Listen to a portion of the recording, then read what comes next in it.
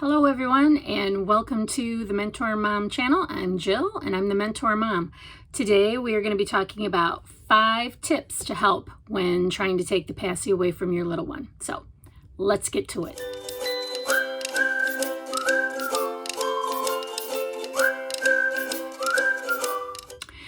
So tip number 1 is to start sooner rather than later. And the reason for that is that by the age of 1, most kids have developed their suck-swallow reflex adequately. So they really don't have a physical need anymore to have the pacifier.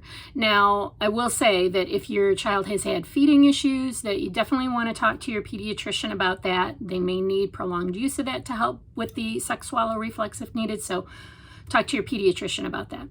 The reason I say take it away sooner rather than later is because after about 1, probably around 14 months, it starts to become a comfort thing for kids. The physical need, like I said, is not there, but it becomes like a psychological need for them.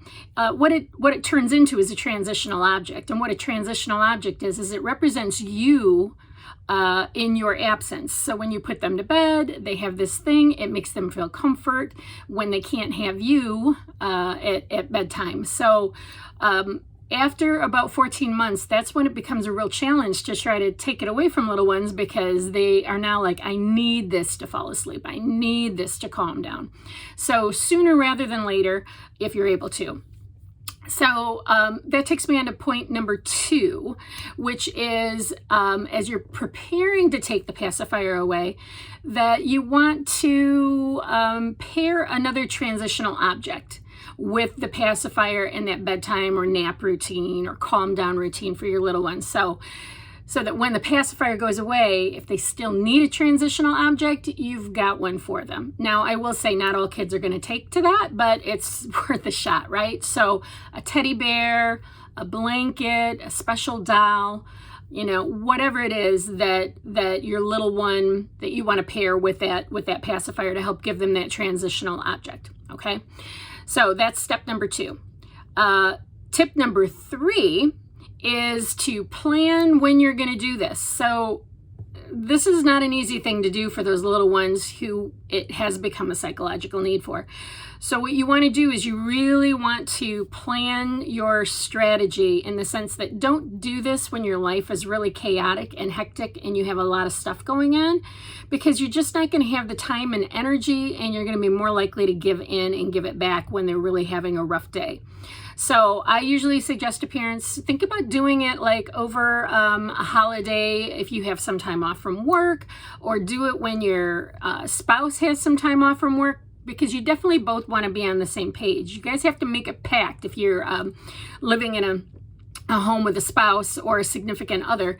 You really have to make a pact that and be in agreement that you're both going to do this, because you can't have one doing it and then the other one gives up and gives in, because boy, you're just going to set yourself up for a much more difficult time if you do that. So make sure that you and your partner are on the same page if that's applicable, and pick the time to do it. Okay, so a long weekend, and make the commitment that you're going to do it. Okay, so that's tip number 3. Tip number 4 is, before you start the process, you want to scour your house for every single pacifier. Couch cushions, under the couch, cabinets, drawers, your child's bedroom. You need to scour that house from top to bottom to find every single pacifier, because I guarantee your little one will find one if you haven't done so, and come hell or high water, they're not going to give that one up easy, because they now have figured out you're trying to take it away. So make sure you scour the house and eliminate all the potential barriers of those other passies, so that you can be more successful with this. Okay, and now for households that have a baby that's still using a pacifier, boy, that's a rough one. I don't know if it's really worth it, because they're just going to take their siblings' passy. So that's kind of, that'll be up to you as a parent. That one just seems like a tough one to work on. All right, so tip number 5, this is the biggest one, is once you've made the commitment, you've made the plan, you've taken it away, you cannot give it back. If you give it back, you've just taught them that if they fuss enough about it and go through enough tears and crying about it, that they will get it back, and it's going to make it 20 times harder to take it away the next time. So those are the 5 tips. One consideration I also want to make for parents, especially with little ones with speech delays or articulation issues, is there are some out there that believe that getting rid of the pacifier can really help with speech. I know I've seen it with some of the kiddos that I work with, that once the pacifier goes away, guess what? We start hearing them making more sounds. They actually start using more words. The other thing to think about is with that pacifier in there, they're doing that immature suck reflex from the back of their mouth. We want them to start using the front of their mouth and their lips more as they get older. So getting that pacifier out of their mouths can potentially help with that as well. So that's it. The Mentor Mom's 5 tips for getting rid of the pacifier. I hope that helps you out. And if you like what I had to say, make sure that you subscribe to my page. Better yet, subscribe to my newsletter, and I'll send you tips and strategies right to your mailbox, links to my YouTube videos, upcoming events and webinars, because I got a lot of exciting things coming up here in the next several months. So yeah, make sure you sign up for my newsletter, okay?